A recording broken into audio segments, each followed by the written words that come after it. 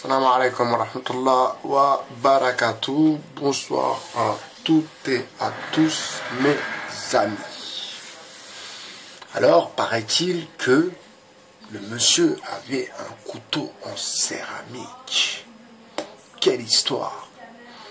Et apparemment, il était coupable d'avoir tué une personne âgée qui était passé par les camps de Dachau. Alors ma question c'est, va-t-on avoir des nouvelles de sa famille? Donc de la famille de ce jeune homme et de la famille de sa femme. Est-ce qu'il va avoir des suites de sa famille? La question à se poser, c'est celle-là, la première. Vous connaissez comme moi BFM TV, donc n'est-ce pas encore une occasion pour pouvoir nous vendre encore l'antisémitisme, encore une fois, et pour aussi, bien sûr, revenir sur les conditions de détention des soi-disant djihadistes. Alors, sa femme tuée, vous imaginez, sa femme tuée, lui blessé, et ils insistent sur ce fameux couteau en céramique. Alors ils disent oui, la céramique ne sonne pas. Et de plus, la ceinture d'explosifs était factice.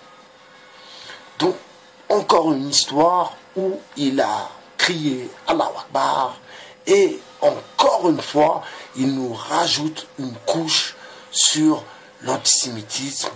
Eh bien, BFM TV a encore frappé, mes amis. Vraiment, on va revenir aussi, je reviendrai demain sur les émeutes de Grenoble, où les deux jeunes qui se faisaient poursuivre par la police sont morts en percutant un camion. Donc, est-ce que l'on doit mettre cet accident sur le dos de la police, ou est-ce que ce n'est pas pour attiser, si vous voulez, cette haine de la police, et pour que justement les quartiers sensibles aient une haine de la police nationale qui est là pour nous servir et pour nous protéger. Vous comprenez? Donc cette histoire encore, vous voyez, encore l'histoire de l'antisémitisme. Alors, je ne pensais pas qu'ils allaient nous mettre quand même une histoire de juifs dans cette histoire, mais BFM TV, vous le savez comme moi, raffole de ces histoires d'Allahu Akbar et ces histoires d'antisémitisme.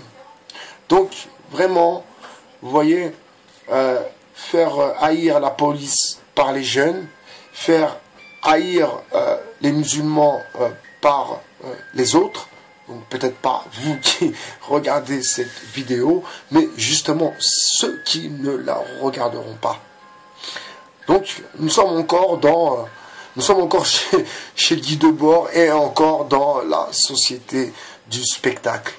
Ils aiment bien nous vendre ce genre de conneries aux heures de grandes écoutes. Donc restez bien attentifs à la suite de l'histoire, et restez attentifs surtout à savoir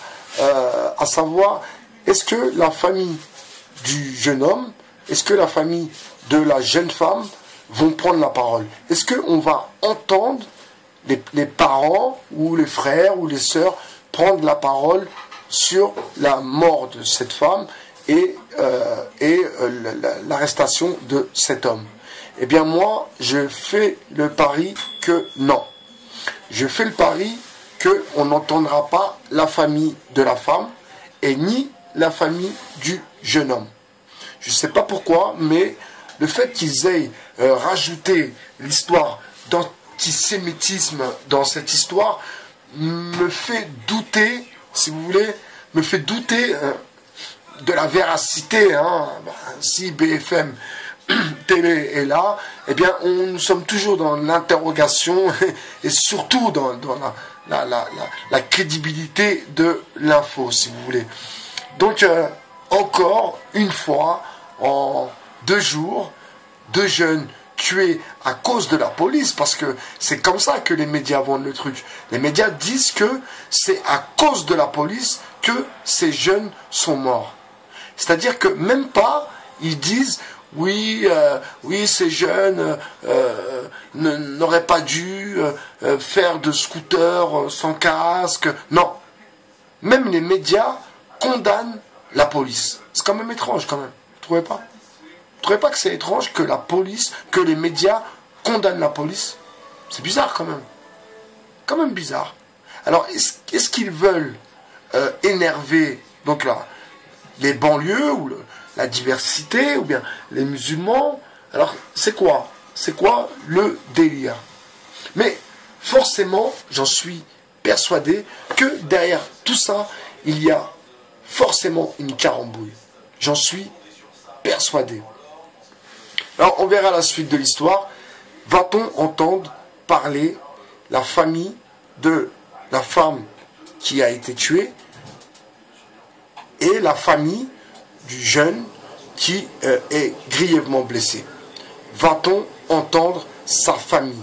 Va-t-il avoir des témoins qui vont témoigner de la véracité et de la mort des membres de leur famille?